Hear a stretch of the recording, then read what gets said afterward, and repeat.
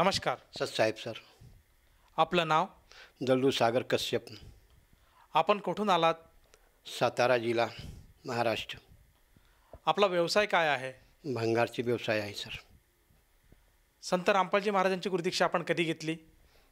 23/4/2017. संत रामपालजी महाराजांची गुरुदीक्षा घेण्या अगोदर आपण व आपला परिवार कोणती भक्ती साधना करत होतात? आपल्या जो घरात हिंदू समाजाला देवी देवतांची पूजा होतं ते पूजा मी करत होतो. संत रामपालजी महाराजांचा मार्ग आपल्याला कसा कळाला? आमची एक बहीण गोवामध्ये होती आणि आमच्या अगोदर त्यांनी संत रामपालजी महाराजांचे उपदेश घेतली होती. त्यांना फायदा झाला. तर मला अति दुःख होतं, कष्ट होतं.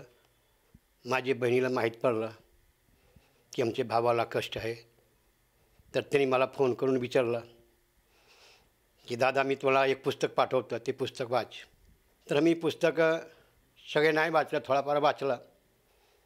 तर बहिणीला फोन करून विचारलं की पुस्तक तर मी नंतर वाचू, थोडाफार वाचला पण तू मला सांग काय करायचे. तर आमची बहीण म्हणलं की नाही आम्ही जो भक्ती करतं तो भक्तीमध्ये तुम्हाला भक्ती करायची. म्हणजे ठीक आहे, आम्ही तयार करायला भक्ती. तर तो बहीण म्हणला की तुम्ही गोव्यामध्ये या आणि तिथे आपण उपदेश घेतला. पण तेव्हा नवीन मी होतं, मला काय कळत नव्हतं. भक्तीबरोबर मी नाही केला, माझे खंडित झाला, माझे काय फायदा नाही झाला. तर परत माझी बहीण म्हणली की दादा तुम्ही भक्ती करता का व्यवस्थित? मी म्हणले नाही, भक्ती तर माझे नाही होत, माझे सगळे खंडित झालेले आहेत. तर आमची बहीण म्हणले की परत एक काम करा, तुम्ही जेव्हा पुण्याला आणि तिथे परत तुम्ही शुद्धीकरण घ्या. मला परत उपदेश भेटला ते आपला 23/4/2017 तेव्हापासून मी भक्ती करायला लागला. सर, जसं तुम्ही सांगत आहात की आपली जी बहीण आहे ती गोव्यामध्ये राहते आणि त्यांनी आपल्याला संत रामपालजी महाराजांच्या ज्ञानाबद्दल माहिती दिली. त्यांनी आपल्याला ज्ञानगंगा पुस्तक वाचण्यासाठी आग्रह धरला.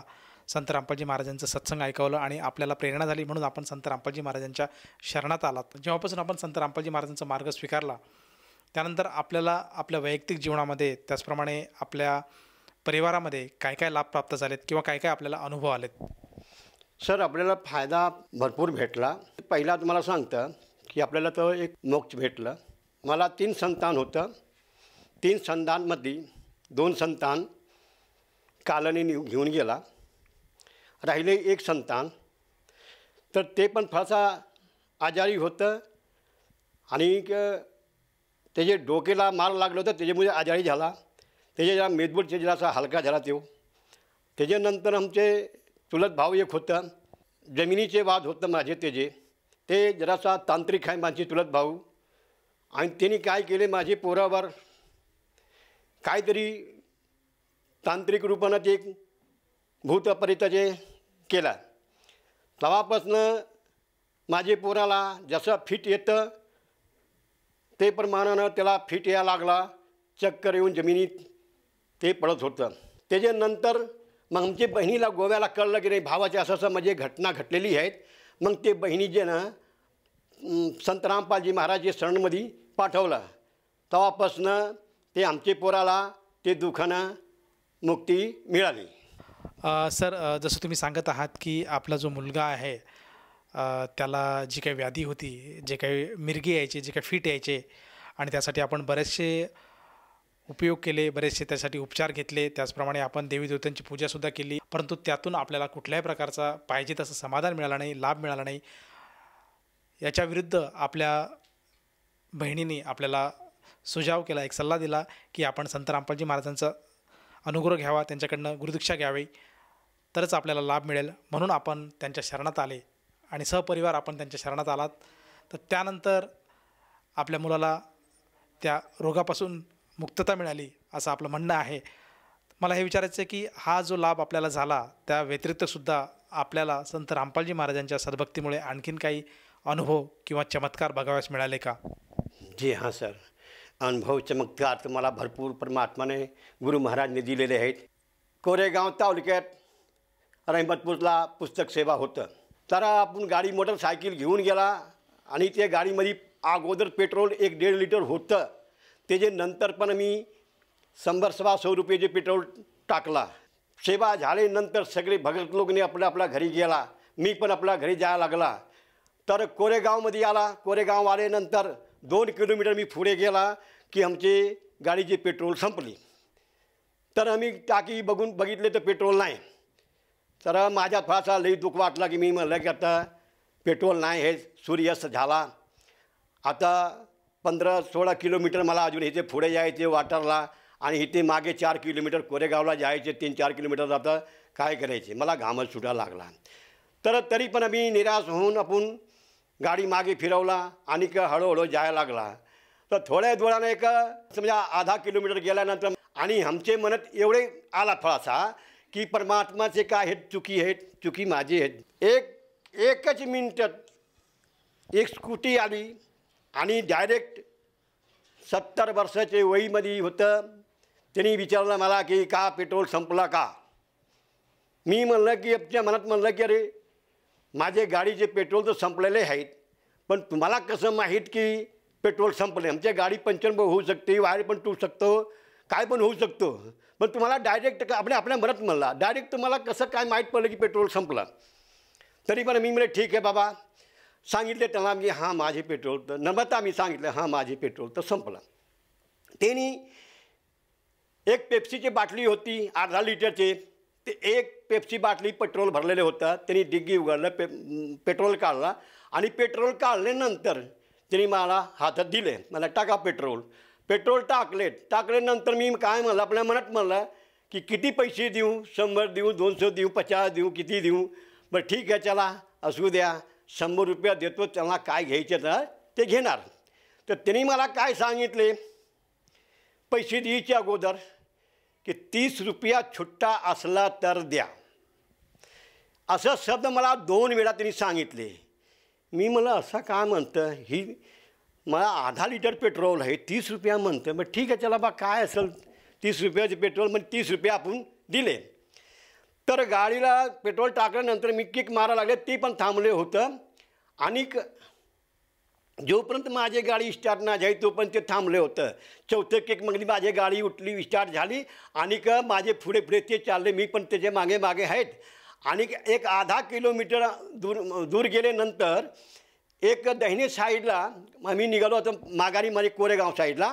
तर आधा किलोमीटर गेल्यानंतर एक बारक्या 10 फुटाची गली होती. गलीमध्ये ते स्कूटर त्यांनी फिरवलं आणि मी पण त्यांची पाठी मागे आहेत.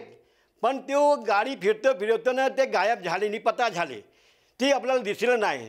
मग थोडासा माझे डोळ्याला पाणी यायला लागला. मला की परमात्मा आपल्याला आले होतं, आपल्याला पेट्रोल देऊन गेले, पण आपण जरासा चुकलो इथे. आपल्याला म्हणजे परमात्माचे दर्शन झाली, पण आम्ही परमात्माला ओळखला नाही.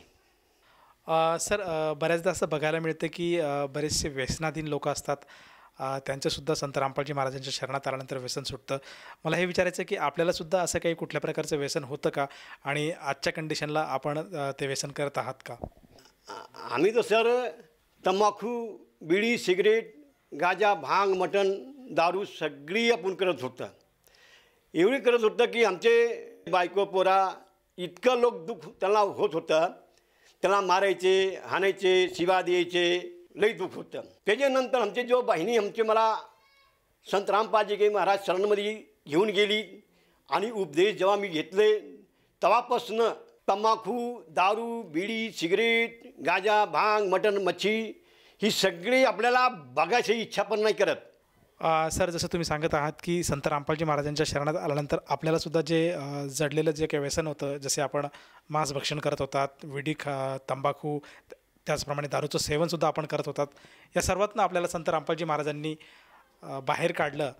तर ह्या आपल्या अनुभवातून, त्याचप्रमाणे संत रामपालजी महाराजांच्या शरणात आल्यानंतर आपल्याला बरेचसे शारीरिक, मानसिक, आर्थिक स्वरूपात बरेचसे लाभ झाले. तर ह्या सगळ्या अनुभवातून आपण आपल्यासारखे जे गरजवंत आहेत, आपले जे मित्रपरिवार आहेत, त्याचप्रमाणे टी व्ही चॅनलच्या माध्यमातून आजचा जो कार्यक्रम आज श्रोतावर्ग बघत आहेत, या सर्वांना उद्देशून आपण काय संदेश द्याल? संदेश तर मी काय देऊ शकत नाही, पण हात जोडून प्रार्थना करणार मी.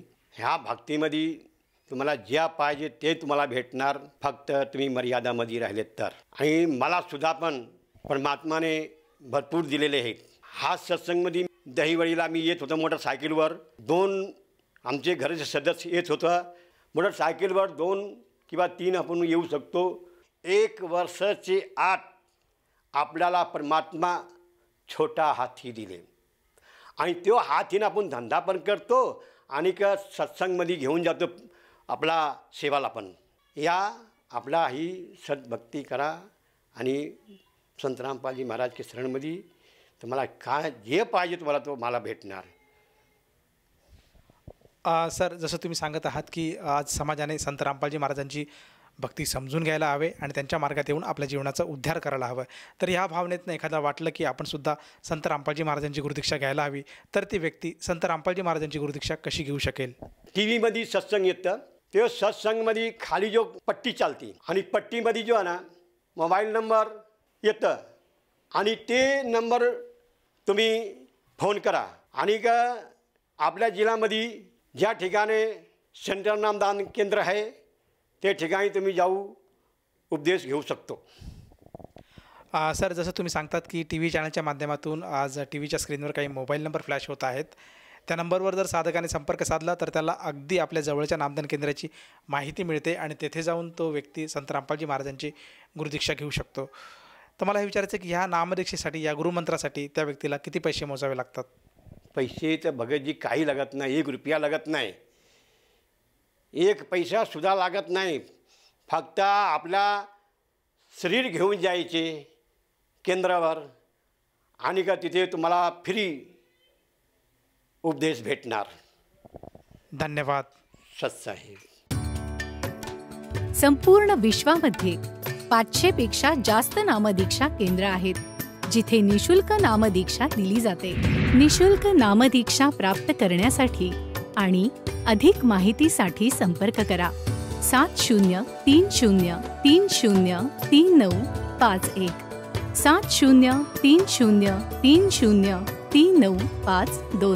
अद्वितीय आध्यात्मिक ज्ञान वाचण्यासाठी, पाहण्यासाठी आणि ऐकण्यासाठी संत रामपालजी महाराज ॲप अवश्य डाउनलोड करा किंवा आमची वेबसाईट www.jagatgururampalji.org वर विजिट करा.